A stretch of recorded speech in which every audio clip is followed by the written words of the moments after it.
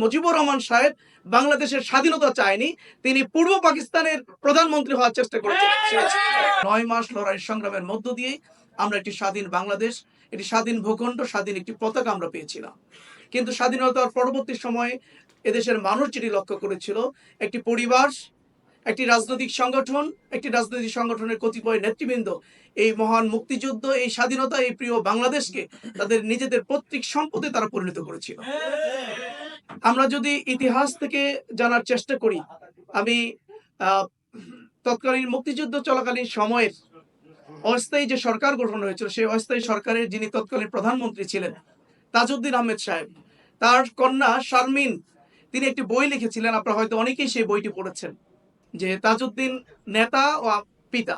এই বইটিতে তিনি লিখেছিলেন যে যখন তাজউদ্দিন আহমেদ সাহেব যখন তৎকালীন শেখ মুজিবুর রহমান সাহেবের কাছে এসে যখন তিনি স্বাধীনতার ঘোষণা দেওয়ার পরে একসাথে তারা যখন ইন্ডিয়া চলে যাওয়ার জন্য সিদ্ধান্ত গ্রহণ করেছিলেন, সেই সময় শেখ মুজিবুর রহমান সাহেব তাজউদ্দিন আহমেদ সাহেবের এই সিদ্ধান্ত, এই প্রস্তাবকে তিনি ডিনাই করেছিলেন এবং তিনি বলেছিলেন তুমি বাড়ি চলে যাও এবং নাকে তেল দিয়ে ঘুমাও। এরপরে যখন তাকে স্বাধীনতার যে ঘোষণাপত্রটিতে সিগনেচার করতে, স্বাক্ষর করার জন্য যখন তিনি তাকে অনুরোধ করলেন, সেটাও তিনি ডিনাই করেছিলেন। এর মধ্য দিয়ে বোঝা যায় আসলে শেখ মুজিবুর রহমান সাহেব বাংলাদেশের স্বাধীনতা চায়নি, তিনি পূর্ব পাকিস্তানের প্রধানমন্ত্রী হওয়ার চেষ্টা করেছেন।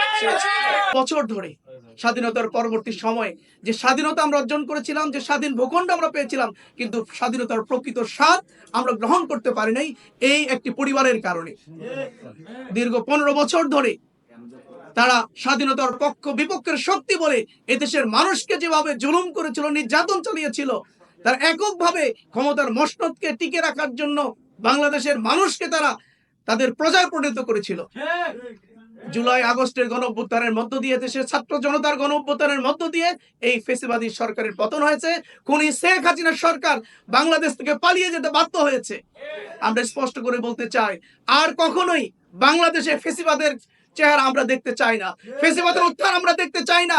কিন্তু আজকের এই সময় অত্যন্ত দুঃখজনক হলো সত্য, আজকের সময় আবারও ফ্যাসিবাদের গন্ধ আমরা দেখতে পাচ্ছি।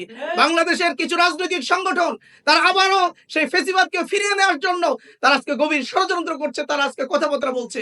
আমরা স্পষ্ট করে বলতে চাই, অনেক রক্ত জীবনের বিনিময়ে আমরা বাংলাদেশ থেকে ফ্যাসিবাদ মুক্ত করেছি, আর কোনোভাবেই ফ্যাসিবাদকে বাংলাদেশে আর মাথাচাড়া দিয়ে উঠতে দেব না ইনশাআল্লাহ।